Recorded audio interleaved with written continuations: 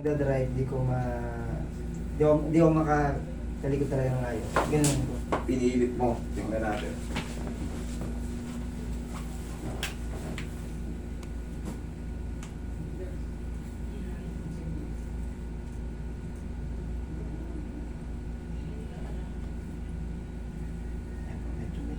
May pain yan pag inaangat.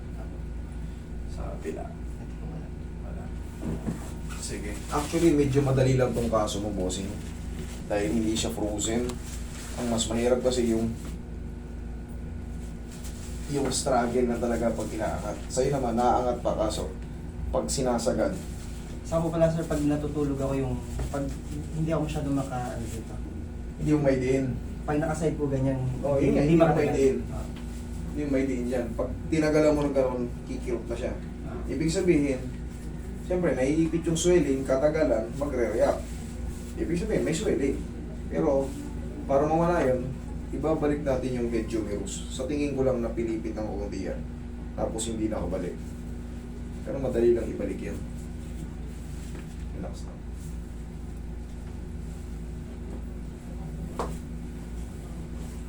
May matitira nga lang, may konting pain pa yan, hindi nakagaya. Kasi magsusubside pa yan mga ilang araw, 4 to 5 days.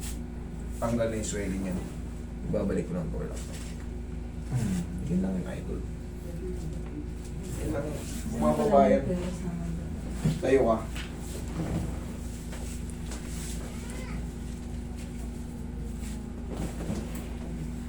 Pinapagawa niya sa Ikaw matagilid. Ikaw Sabi niya, gumagawa. Hindi naman masakit yun. Wag Yeah. mo lang pupuwersa ng suot, todo.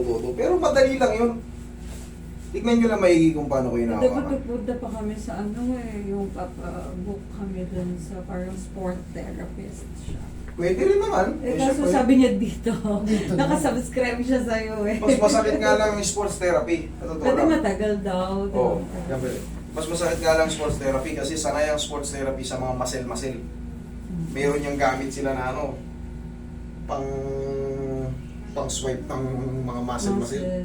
Kasi ang sports therapy, actually yung mga therapist kasi nalalaman din yung mga ganyan na technique. Pero siyempre, doon kami magpo-focus doon sa alam namin baluarte namin. Pupuruhan yung mga muscle. Dapa. Ayan. Oh, sir. Sorry. Pero kung shoulder lang naman ang pain nyo at hindi naman pwede na kayo sa mga adjustment lang naman simple. Hindi na yung mga turukan ng muscle.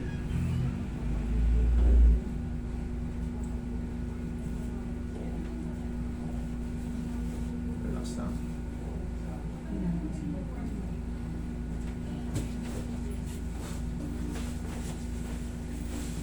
Kahit sa Thailand, hindi nakuha yan.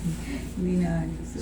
Yung Thailand, Thai massage, sikat din yan sa atin. Kaso, bago kayo magpa-Thai massage, siguraduhin nyo muna yung katawan nyo ay stretchable. Kasi ang Thai massage, tutuhurin ka yan.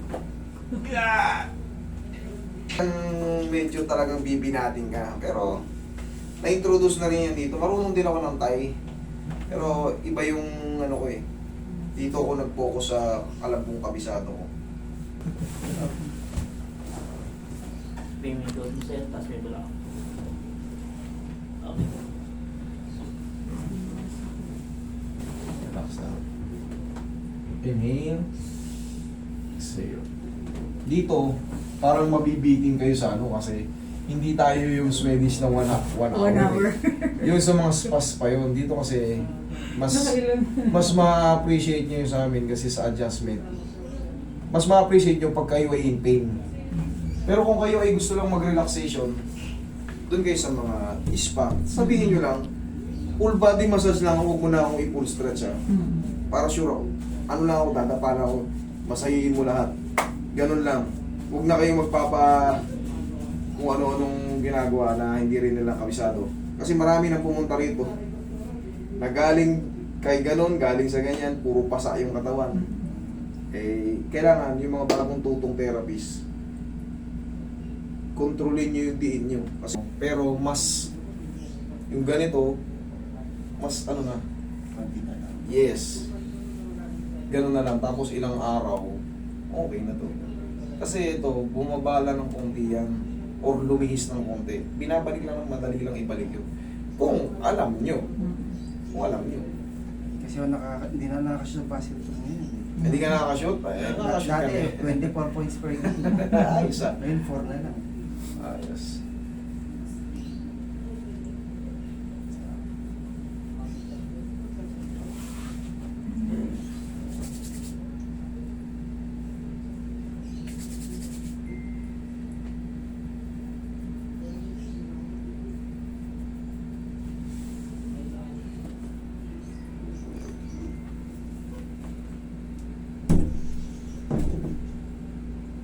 Kung po ng pamahin nyo.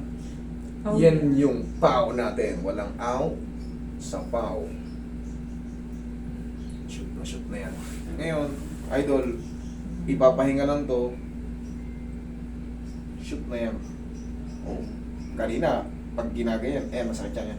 O ngayon, mas malambot. Idiin mo ngayon. Wala na. Wala na po. Kasalanan niyo yan. Pumunta kayo dito.